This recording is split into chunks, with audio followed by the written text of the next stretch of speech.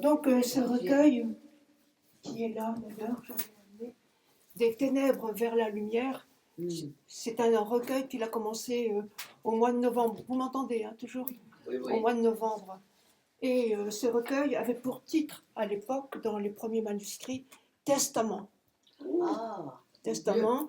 Et c'est Christiane, son épouse, qui, dans un réflexe prémonitoire, a dit non, tu enlèves Testament. Voilà. Donc, ce recueil, il a été édité au mois de février. Et Vital, ne pouvant pas prendre le train, je devais aller le chercher à Orange et il devait être là aujourd'hui, justement pour célébrer ce dernier recueil. Donc les quelques poèmes qui sont là ont été choisis par Vital.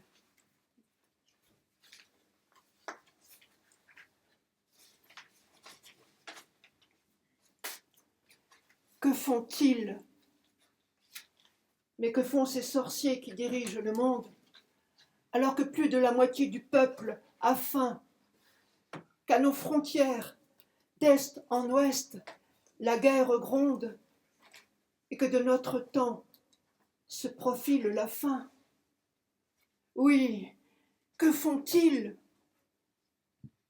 Du fond de leur cage dorée, ils parlent, déversant sur nous de leur ego chaque jour plus gonflé, l'affect logoré, sans éveiller dans les taudis le moindre écho.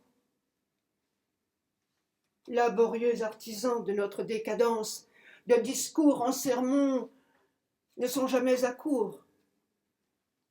Et le peuple, à la moindre promesse, il accourt.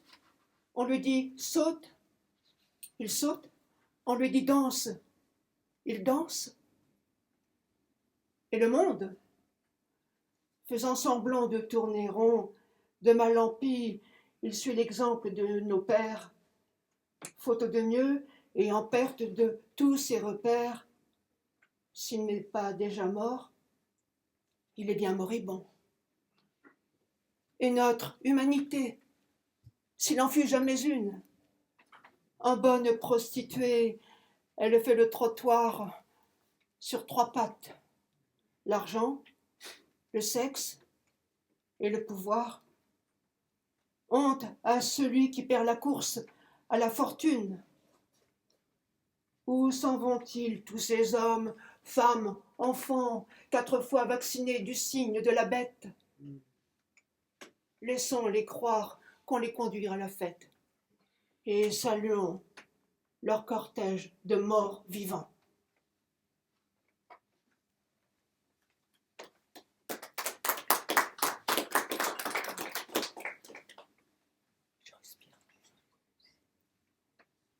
Depuis Platon, assis dans la pénombre, au fond de sa caverne, contemplant les lueurs qui dansent sur le mur, l'homme est resté le même. Il se trompe, il se berne, il s'enterre vivant dans ce séjour obscur. Quand il lui suffirait de retourner la tête vers l'étroite ouverture où pointe le soleil, il persiste à juger d'un éclat sans pareil ce spectacle affligeant, seul objet de sa quête. Ainsi passent les jours, et depuis 6000 ans, l'homme de Cro-Magnon, mal descendu du singe, n'a pas évolué d'une seule méninge, mais se croit aujourd'hui des plus intelligents. Comme lui par le monde, ils sont des multitudes à traîner leur dégaine, errant sans foi ni loi, pratiquant en experts l'art du chacun pour soi, pour bientôt s'en aller avec leur certitude.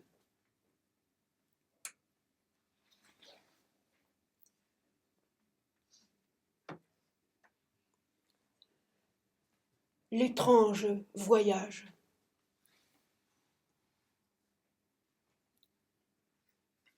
Je me suis vue couchée sous moi dans l'herbe verte. Je m'élevais léger au-dessus de mon corps. C'était bien moi, les yeux fermés, la bouche ouverte, pâle et sans doute froid comme sont tous les morts. Soudain, un coup de vent m'emporta dans l'espace.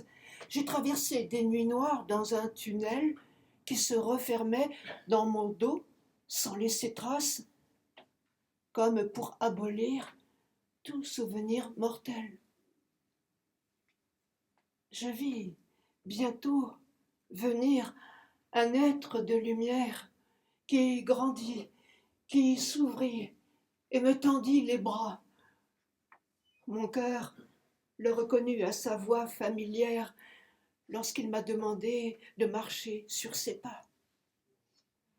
J'ai découvert alors un monde sans frontières qui ne peut se décrire avec mes pauvres vers, un monde fait d'amour vrai, sans manière, d'un amour qui se dit sans un mot de travers. Des amis, des parents venaient à ma rencontre.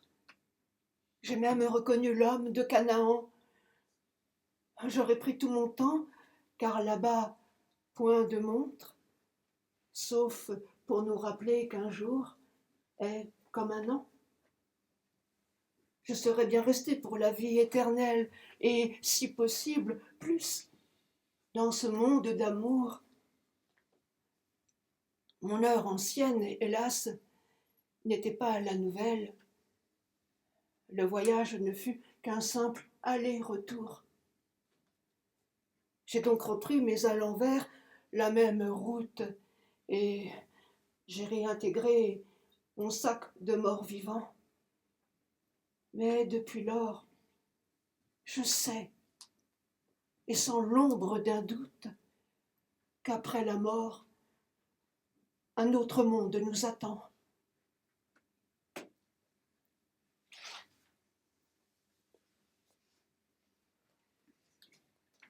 Trois petites morts.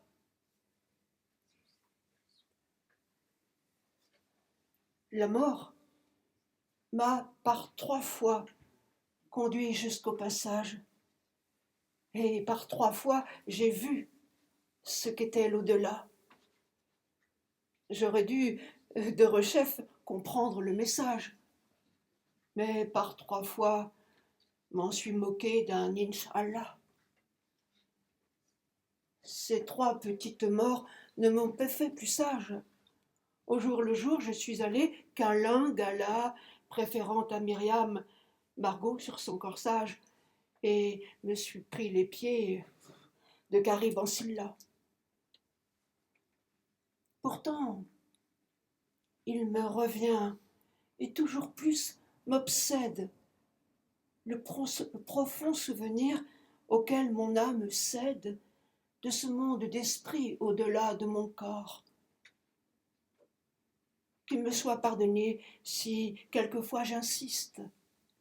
Je sais, pour l'avoir vu, qu'un autre monde existe. C'est ce qu'on m'ont appris mes 3 petites morts.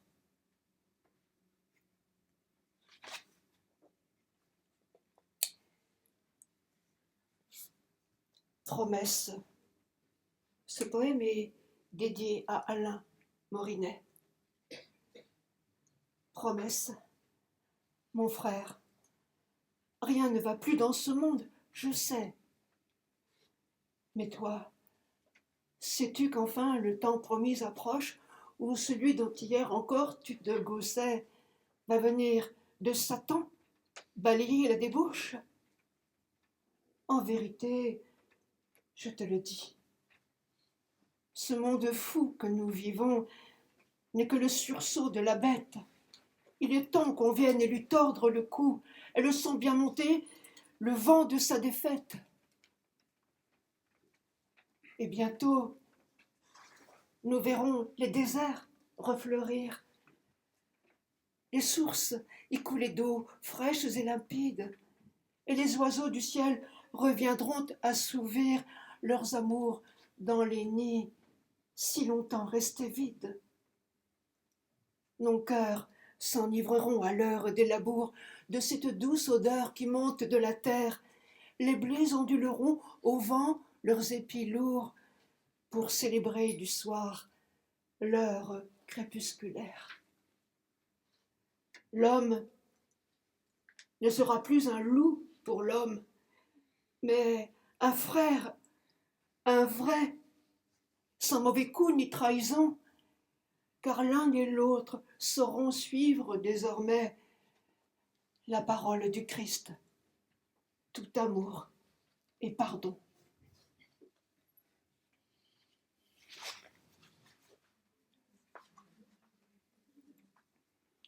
Dieu, qui es-tu?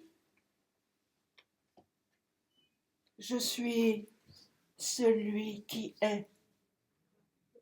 Cela doit te suffire. Ne m'appelle plus Dieu car je n'ai pas de nom. Je viens en toi comme un parfum que l'on respire. C'est un souffle d'amour infini, de pardon.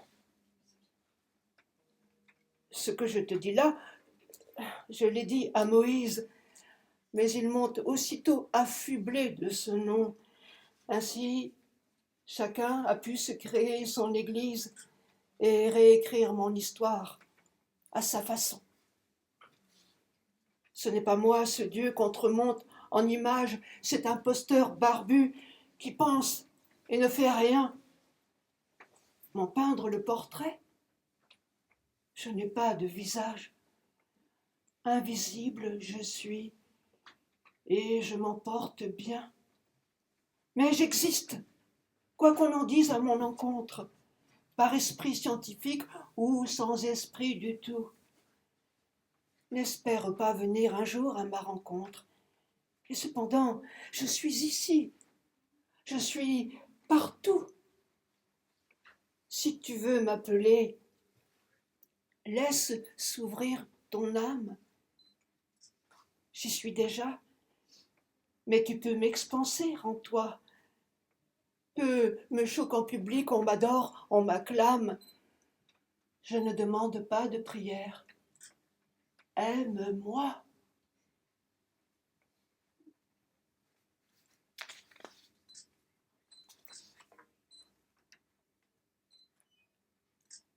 La rencontre. J'ai vu venir à moi cet homme que l'on dit pleinement investi de la force suprême. Ce juif, nommé Jésus et par les juifs maudit, torturé, mis à mort, la veille de Carême.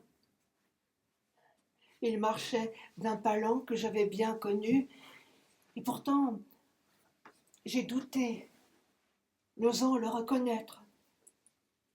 Que faire? J'allais fuir quand il m'a retenu d'un regard souriant comme en avait le maître. Voyant mon trouble persister, mon air méchant, il m'a béni comme il l'eût fait pour un apôtre.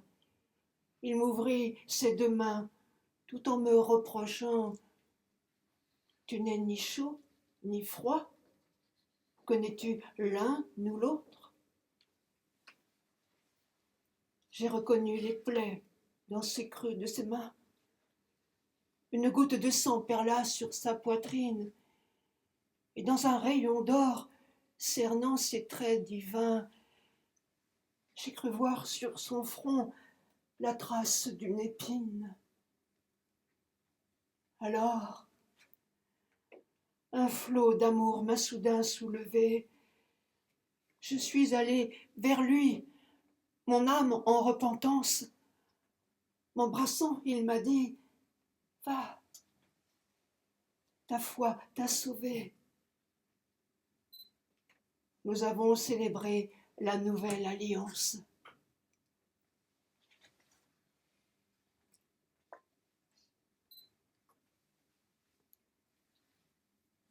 La visite. J'aime lorsque tu viens sur le bord de mon âme t'asseoir et me parler de 1000 petits riens.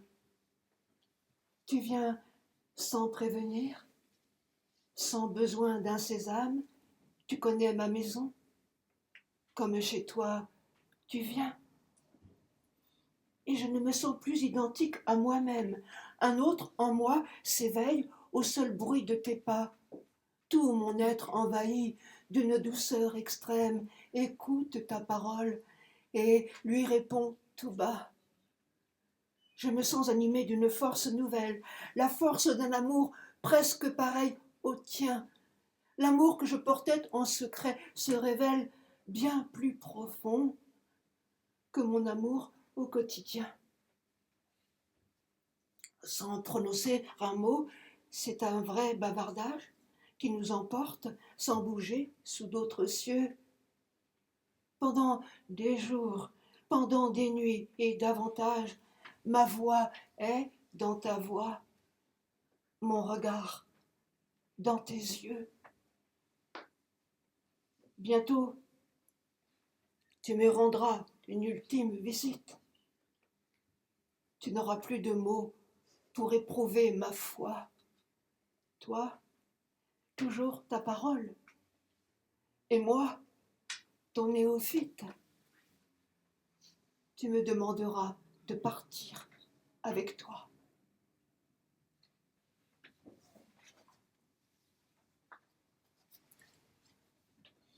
Aimer. Aimer un être cher, c'est simple, c'est facile. On se donne, on partage, on pardonne, on reçoit. C'est Tristan et Isolde, exilés sur une île, où, quand les troubadours parlaient d'amour courtois. On peut s'aimer aussi d'un amour plus fragile. On se prend, on se garde, on vit chacun pour soi. C'est un amour qui tourne vite au vaudeville, où l'on se quitte un jour sans trop savoir pourquoi. Ah, mais ces amours-là, c'était hier, ma belle, quand il fallait s'aimer et des jours et des nuits, et qu'on s'aimait d'un amour à mourir d'ennui. Moi, je veux te parler de l'alliance nouvelle que nous avons longtemps souhaité vivre avec lui et qui commence aujourd'hui.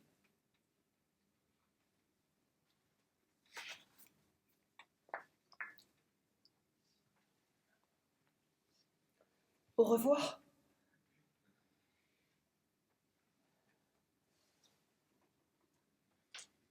Je partirai pour toi chanter dans les étoiles. Tu m'entendras le soir. Tu diras, c'est le vent. Un bruit d'ailes d'oiseau. Un glissement de voile. Écoute bien. C'est moi qui chanterai souvent pour toi. Je chanterai les chansons que tu aimes. Ton cœur, les écoutant, tremblera comme avant. Mais aussi, j'écrirai 1000 nouveaux poèmes que j'aurais tant voulu t'offrir de mon vivant. Tu vois, il ne faut pas pleurer. Je suis ma route. Ne laisse pas monter en toi le doute. Je ne serai partie qu'un peu plus tôt que toi. De mes textes épars compose un dernier livre. Là, quand tu seras seul et frissonnant des mois, mon âme, grâce à toi, dans ton cœur, va revivre.